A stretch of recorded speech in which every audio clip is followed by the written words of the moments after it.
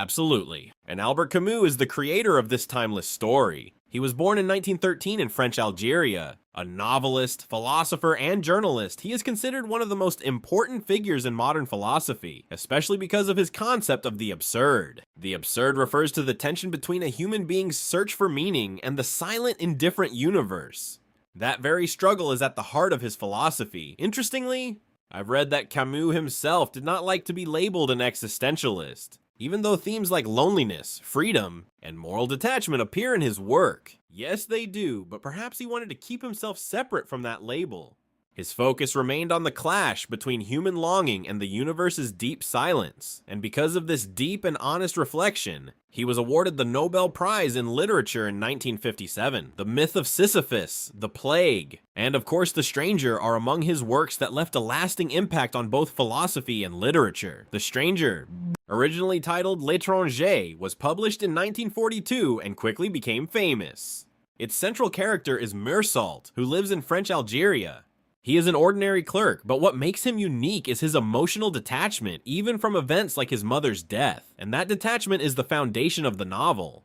The book is divided into two parts. The first part shows Meursault's daily life, his indifference, and then a shocking act of violence, the murder. Yes, when he kills an Arab man on a sun-scorched beach in Algeria. The second part revolves around his arrest, trial, and ultimately his confrontation with the absurdity of existence. Through Meursault, Camus challenges traditional morality and ideas of meaning. It's as if he is asking, if the universe does not care about us, should we still pretend to feel emotions just for society? That's a very deep question. But before we go further, a quick clarification. This discussion is for educational purposes. We are not presenting a word-for-word translation of the novel, but rather explaining its key ideas in simple language. Also, AI tools were used in recording this discussion, so there may be minor pronunciation or identification errors. Now, let's begin with the first part. It introduces us to Meursault's world, a world where sensory experiences replace emotional responses. And the opening line is unforgettable. Mother died today. Or maybe yesterday. I don't know. This single sentence reveals Meursault's entire character. He does not feel the need to react according to social expectations. It's not just that he doesn't remember the date. It shows that his mother's death is a fact to him, not an emotional event. He simply asks for leave, borrows a tie, and goes to the old people's home. Even there, everything is routine, no visible grief. Sitting by the coffin, he observes his surroundings, listens to the caretaker, and even smokes a cigarette. This is complete detachment from social norms. He even refuses to see his mother's face one last time. At the funeral, he is more disturbed by the heat and the sun than by grief. Another character, Thomas Perez, cries deeply, but Meursault remains unaffected. The repeated presence of the sun and heat is not just environmental description. In Camus's work, it symbolizes the harsh indifference of the universe.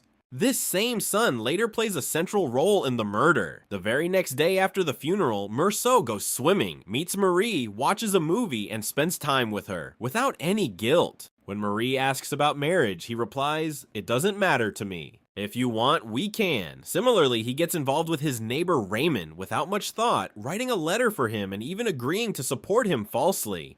Gradually, he drifts into becoming complicit in wrongdoing. Eventually, on the beach, under intense heat and sunlight, overwhelmed physically, he shoots an Arab man, once, and then 4 more times. And with that, the first part ends powerfully. In the second part, we see his arrest, imprisonment, and trial. Interestingly, he feels little remorse. He is more troubled by physical discomfort, like not having cigarettes or losing his freedom during the trial. The focus is not just on the murder, but on his character, especially the fact that he did not cry at his mother's funeral. The prosecutor uses this to portray him as heartless. In the end, he is sentenced to death. And near the conclusion, when a priest speaks to him about God and forgiveness, Meursault bursts out in anger, and in that moment, he achieves a strange sense of inner freedom. He accepts the absurdity of the universe, and in that acceptance, he finds peace and liberation. So the final question remains, is true freedom found in abandoning the search for meaning? Or is this simply a bleak conclusion? That is the question Albert Camus leaves for every reader to answer for themselves.